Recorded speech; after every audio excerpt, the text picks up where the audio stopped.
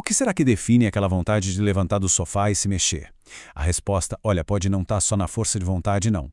Ela pode estar escondida num único e minúsculo gene.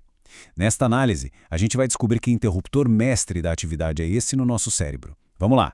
Essa luta entre ficar parado e se movimentar é uma coisa que todo mundo conhece, né?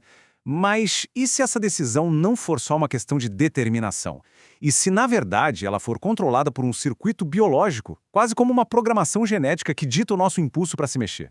Bom, a nossa investigação aqui começa com uma pista que veio da genética humana. Uma condição bem rara que deu aos cientistas o ponto de partida perfeito para começar a entender essa conexão entre os nossos genes e o nosso nível de atividade. Essa condição se chama Síndrome de Borjeson-Forssman-Lehmann, ou BFLS para facilitar. É um distúrbio genético que, além de várias outras coisas, está muito associado à obesidade. E foi exatamente essa ligação com o peso corporal que, claro, acendeu um alerta para os pesquisadores. E qual a causa da BFLS? Uma mutação num único gene, o PHF6. Com esse suspeito genético em mãos, a pergunta científica ficou bem clara. Qual é a ligação exata entre uma falha nesse gene e o ganho de peso? Para descobrir isso, os cientistas precisavam isolar a ação desse gene.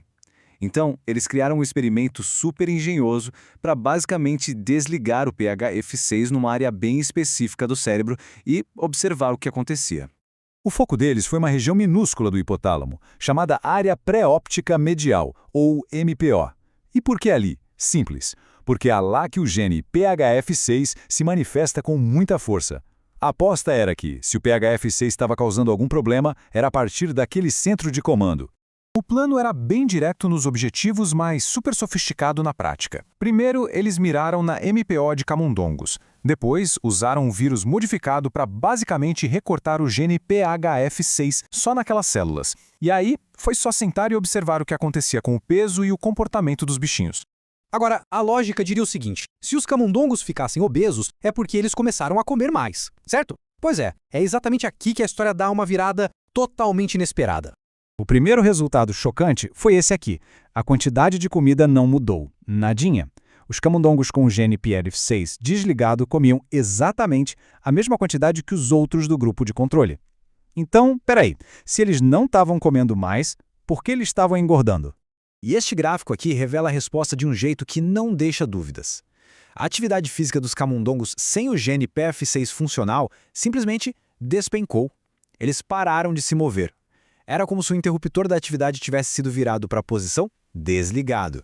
E a consequência dessa moleza toda foi impressionante. Nas fêmeas, o ganho de peso corporal chegou a incríveis 95,3% depois de 12 semanas. Um aumento brutal, que não foi causado pelo que entrava, mas sim pelo que não era gasto de energia. Essa citação do estudo resume tudo perfeitamente. A obesidade induzida pela perda de PHF6 não é impulsionada pela hiperfagia, que é o ato de comer em excesso, mas sim pela diminuição do gasto energético. A peça-chave do quebra-cabeça não era a fome, era o movimento. Ok, então a gente já sabe que o gene PHF6 na MPOA controla o movimento. Mas como? Qual é o mecanismo por trás disso? Agora, vamos mapear o circuito completo para entender. Dá para pensar no gene PF6 como se fosse um dimmer, aquele interruptor que regula a intensidade da luz, só que para os neurônios. A função dele é manter esses neurônios da MPOA acesos, sabe? Excitáveis, prontos para disparar os sinais que mandam o corpo se mexer. Então, quando o PF6 é removido, é como se alguém fosse lá e girasse esse dimmer para o mínimo. Os neurônios ficam menos ativos, mais quietos, e com eles em silêncio, aquele sinal de bora se mexer simplesmente não é enviado com a mesma força. A vontade some.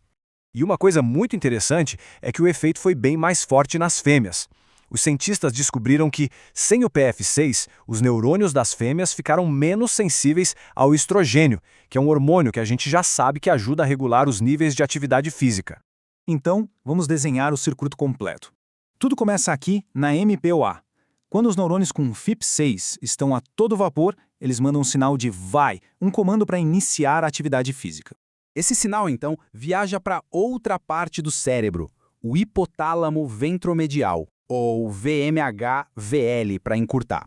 Pense nele como a próxima estação nessa linha de comando.